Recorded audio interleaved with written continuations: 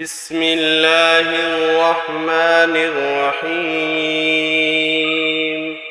والفجر وليال عشر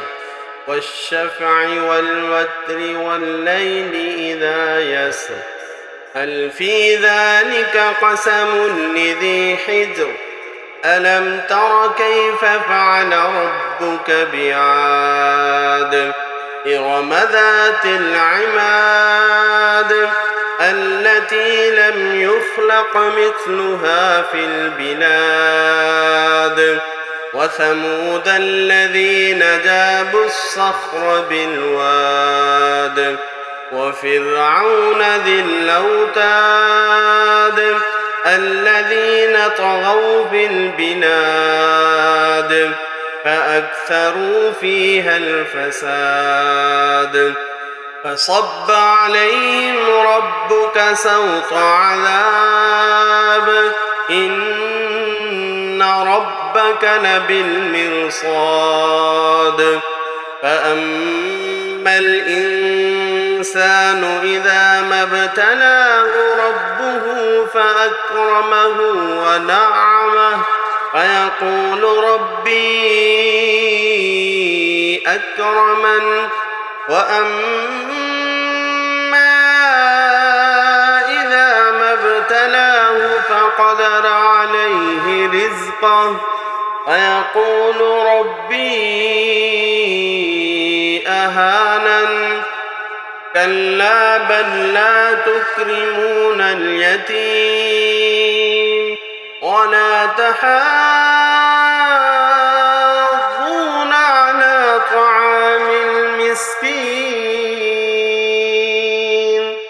وتأكلون التراث أكلا لما وتحبون المال حبا جما كلا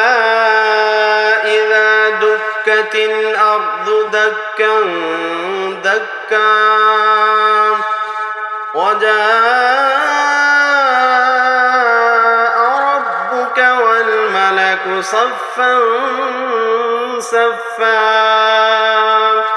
وجيء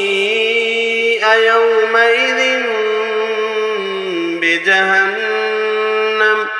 يومئذ يتذكر الإنسان وأنى له الذكرى يقول يا ليتني قدمت لحياتي فيومئذ لا يعذب عذابه أحد ولا يوثق وثاقه أحد يا أيتها النفس المطمئنة ارجعي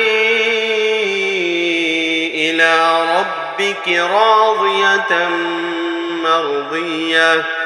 ادخلي في عبادي وادخلي جنتي.